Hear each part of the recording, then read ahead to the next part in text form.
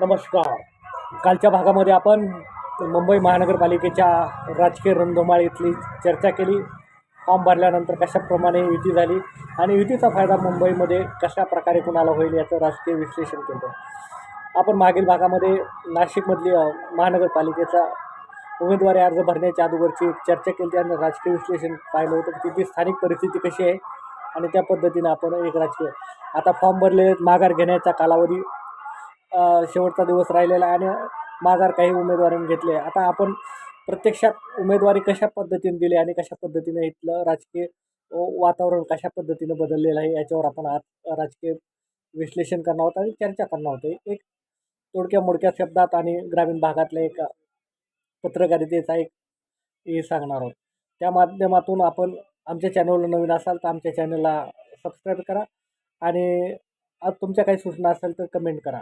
कारण की आमच्या चॅनलवर तो नाशिकचं राजकीय विश्लेषणसुद्धा आम्ही टाकलेलं आहे. लिंकसाठी खाली कमेंटमध्ये सुद्धा आम्हाला कळवा.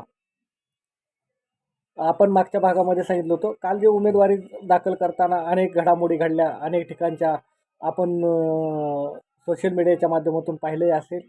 शिस्तप्रिय असणारा भाजप याच्यावर AB फॉर्म देताना कसलंही नियंत्रण राहिलं नाही. कुठं पळवापळवी झाली, कुठं AB फॉर्म घेण्यासाठी झुंबड ओढली, कुठं गाडी अडवली, कुठं पक्षाच्या नेत्यांना चापट मारली, असे अनेक प्रकार झाले. कोणी रडलं, कोणी आत्मदहन करण्याचा प्रयत्न केला, कोणी अन्नत्याग करण्याचा प्रयत्न केला. हे BJPमध्ये RSSशी संबंधित असणारा हा BJP पक्ष एक शिस्तप्रिय पक्ष म्हणून असतं. परंतु या महानगरपालिकेच्या निवडणुकीमध्ये अनेक कार्यकर्त्यांचा उद्रेक झाला आणि त्याचं फलस्वरूप म्हणजे बंडखोरीसुद्धा मोठ्या प्रमाणात वाढली. आपण नाशिकमध्ये सध्याला नाशिकचं पाहणार आहोत. नाशिकमध्ये साधारणतः पाहिलं असेल तर आपण पहिलंच पाहिलं की देवानंदी फरांदरे नाराज होतात, तसं सीमा हिरेसुद्धा नाराज झाल्या आणि अनेक निष्ठावंताला धावून अनेक उमेदवार बदलले गेले, अनेक AB फॉर्म पळवले गेले. चुकीचे AB फॉर्म दिल्यामुळे जे की माजी नगरसेवक शहाणे असतील त्यांचा उमेदवारी अर्ज बाद झाला, हे सुद्धा आज पाहिलं असेल. तर याच्यावर एकच जाहीर केलं की जे की निष्ठावंत सोडून जे नवीन पक्षामध्ये आलते त्यांनीच तो अधिकाराचा वापर मोठ्या प्रमाणात केला.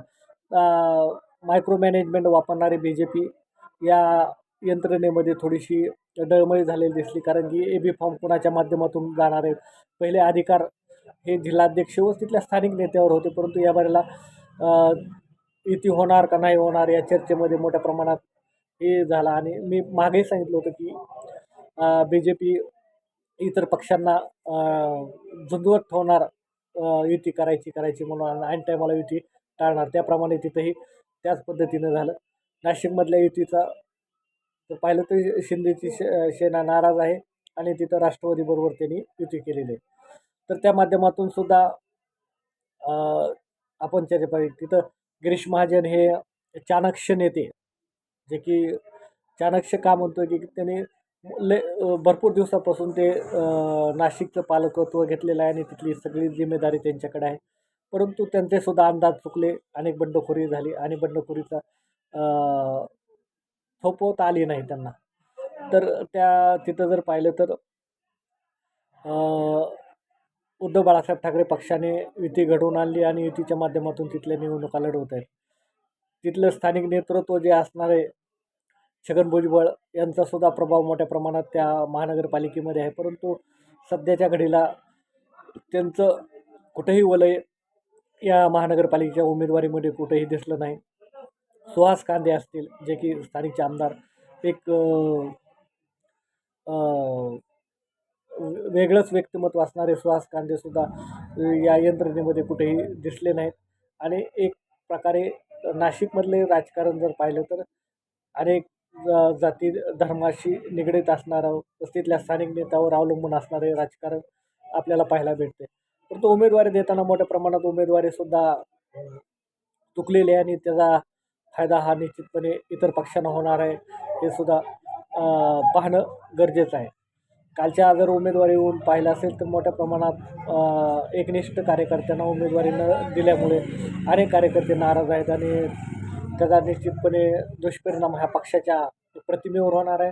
पक्षाच्या प्रतिमेवर झाल्यामुळे मोठ्या प्रमाणात त्याचं नुकसानसुद्धा पक्षाला होणार आहे आणि त्या माध्यमातून उमेदवारी देताना कशा पद्धतीने महत्त्वाचं म्हणजे की या महानगरपालिकेच्या निवडणुकीमध्ये महानगरपालिकेची सत्ता हस्तगत करण्यासाठी अनेक पक्षांनी मोठ्या प्रमाणात प्रयत्न केले. कारण की इथं होणारी कुंभमेळा आणि त्या कुंभमेळ्याचं बजेट त्या माध्यमातून विकासाची कामे मोठ्या प्रमाणात होणार आहे आणि नाशिकवर ज्याचं प्रभुत्व त्याचा फायदा निश्चितपणे इथं मनसेनं सुद्धा चांगल्या प्रकारे जुळवून घेतलेला आहे आणि मनसे आणि शिवसेनेची युतीसुद्धा प्रभावीपणे इथं केलेली आहे. परंतु शिवसेना उद्धव बाळासाहेब ठाकरे गटातले अनेक नेते पक्ष सोडून गेल्यामुळे एक पोकळी निर्माण झाली होती. परंतु ती मनसेचे युती झाल्यामुळे ती पोकळी थोडीशी भरून काढलेली आहे आणि जागा वाटपामध्ये समझोता घडवून मोठ्या प्रमाणात त्याचा फायदा महाविकास आघाडीला होणार आहे आणि त्याचा निश्चितपणे फायदा झाल्यामुळे अनेक नवखे उमेदवार महत्त्वाचे म्हणजे की नवीन उमेदवारांना आता संधी दिलेली आहे मोठ्या प्रमाणात. परंतु भाजपने अनेक इतर ती पक्षातले कार्यकर्ते ना उमेदवारी दिली आणि त्याच्यामुळे एकनिष्ठ कार्यकर्तेसुद्धा नाराज झाले. याचा फायदा पक्षाला निश्चितपणे होईल का नाही हे सांगता येणार नाही. परंतु नुकसान मोठ्या प्रमाणात या पक्षाचं होणार आहे. कालच्या उमेदवारीमध्ये मोठ्या प्रमाणात पाहिलं असेल की तरुण उमेदवाराला संधी उद्धव बाळासाहेब ठाकरे यांच्या गटाच्या मार्फत दिलेलं आहे. वसंत गीते यांनी पूर्णपणे महानगरपालिकेची पूर्णपणे राजकीय खेळी सांभाळण्याचा प्रयत्न केलेला आहे. येथील मातबर नेते असतील, विनायक पांडे असतील, दिनकर पाटील असतील आणि जर आपण पाहिलं असेल तर सुधाकर बडगुजर यांनी आपल्या मुलासाठी कुटुंबातल्या नेत्यासाठी उमेदवारीसाठी प्रयत्न केला आणि त्यांनी उमेदवारीसाठीच पक्ष बदलले.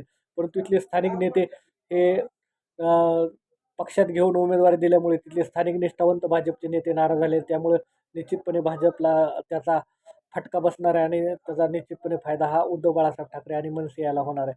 पुढं टप्प्यामध्ये पाहू की प्रचार यंत्रणेमध्ये कशाप्रकारे प्रचार यंत्रणा करतात उद्धव बाळासाहेब ठाकरे आणि राज ठाकरे आपली प्रचाराची धुरा कशाप्रकारे नाशिकमध्ये सांभाळतात आणि तिथले हिंदू कार्ड कशाप्रकारे वापर करतात.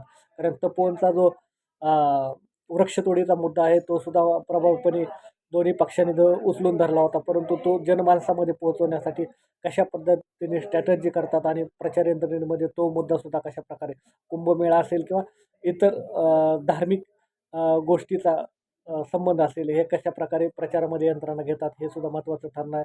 आणि त्या माध्यमातून विजय कुणाचा सुकर होणार आहे तर आपण पाहणार आहोत. पुढील टप्प्यामध्ये जशा घटना घडतील, जशा प्रचार यंत्रणा वाढेल तशा आपण सर्वसामान्य जनतेपर्यंत बातम्या पोहोचवण्याचा प्रयत्न करत आहोत. आमच्या चॅनलवर नवीन असाल तर सबस्क्राईब करा आणि आमच्या चॅनलला लाईक करा. धन्यवाद. जय हिंद.